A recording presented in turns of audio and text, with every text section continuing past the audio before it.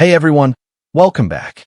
Today we on part 6 of a Moorish sovereign citizen case, where the defendant is representing himself despite facing charges so serious that life in prison is on the line. Last time, we left off with his motion to disqualify Judge Bryant, and now that motion is set to be heard by Chief Judge William McConaughey.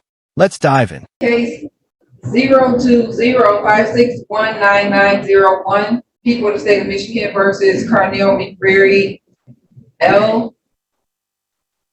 Today is the day and time for a motion hearing.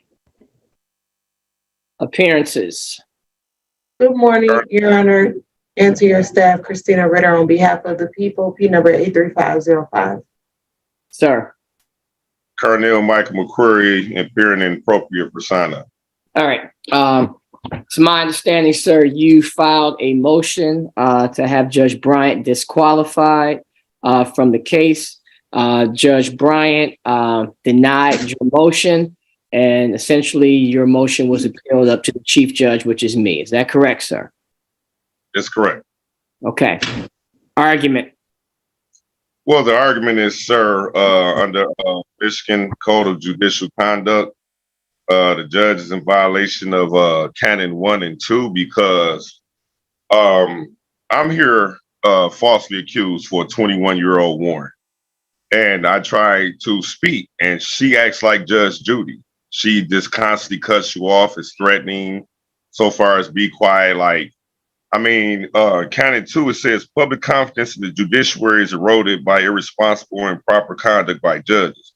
A judge must avoid all impropriety and appearance of impropriety. A judge must expect to be the subject of constant public scrutiny. A judge must therefore accept restrictions on conduct that might be viewed as burdensome by the ordinary citizen and should do so freely and willingly, Judge.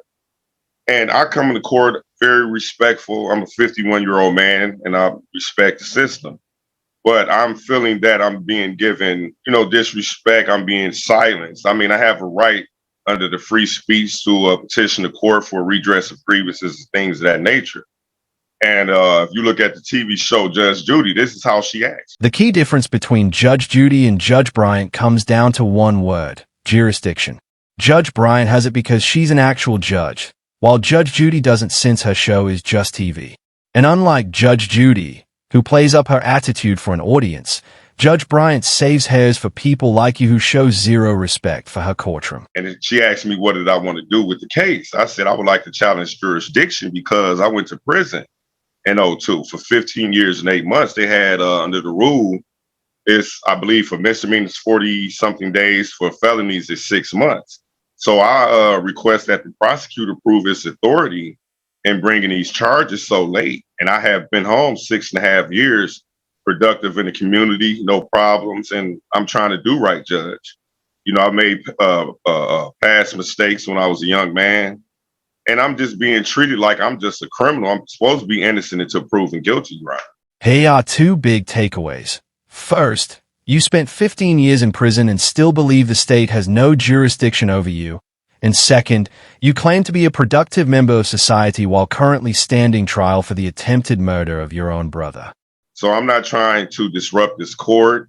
I'm not trying to cause you guys hardships or anything, things of that nature. And my due process is being violated, Judge. That's all. I want to just get this case so it wouldn't be left alone. I'm a grandfather. I have children. And DPD has retaliated against me, Judge. And I know this is a Detroit police court. And I would like an investigation as to things that's been going on by the prosecutor's office, because Kim Worthy and her subordinates are retaliating against me. There's actual proof. At this point, I don't know if you're familiar with Bill Proctor. He's representing me in this matter and another matter so far as investigations for years of, hardships and tyranny committed against me by the system here in Wayne County. So this is all I want: a fair shake judge, a judge who's going to give me due process and give me what I'm entitled to according to law. And that's it, sir. Okay. Ms. Ritter, would you like to respond in any way? Judge, the only response that people have is that this is a case from 2002. It's a misdemeanor assault and battery case. Judge, from my recollection of the prior hearing with Judge Bryant, I do believe, if I'm not mistaken, that it was an arraignment process.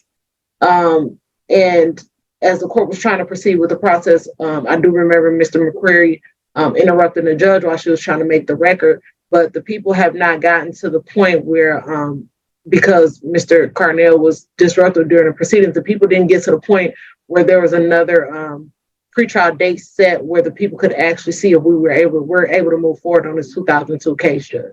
In other words, you couldn't exercise your Fifth Amendment right to shut up long enough for Judge Bryant to even arraign you. And ironically, she probably would have tossed the case. I covered that hearing, and she literally explained as a specific way her courtroom handles older cases like yours. But instead of letting her resolve it, you insisted on running the sovereign citizen script and demanded her recusal. Yes. Okay, Judge, I would like you, if it's possible, I know you guys are on Zoom, so you should have access to recordings of these hearings and things of that nature. I believe that the prosecutor just fabricated facts to you because I was not rude to this lady. All I asked her is, like, she said, what do you want to be done with this case? I said, I would like to challenge jurisdiction. And Michigan and federal law requires once jurisdiction is challenged, it must be proven. How is it that the prosecutor knows statute of limitations? They're licensed. I'm not licensed. I've studied for years in prison. And they don't know that there's a statute of limitations. This is vindictive prosecution because of my complaints against Kim Worthy, Your Honor. And the record will reflect the evidence. And I object to her statements. All right.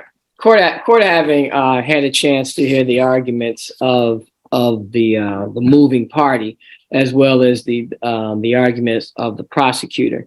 The moving party is asking for a recusal or to have Judge Bryant disqualified based on Michigan Canons 1 and 2, based on that she is biased, as well as is not allowing a person to be able to basically argue their case.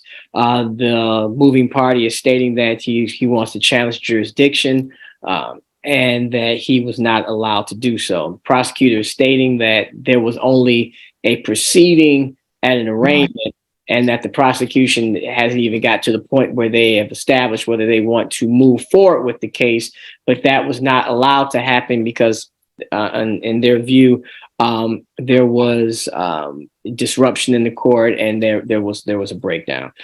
The moving party is disputing that. He's saying that I could go to the video or the tapes to dispute that. No need to pull the tapes. Your Honor, Judge Bryant didn't even go full crazy on him.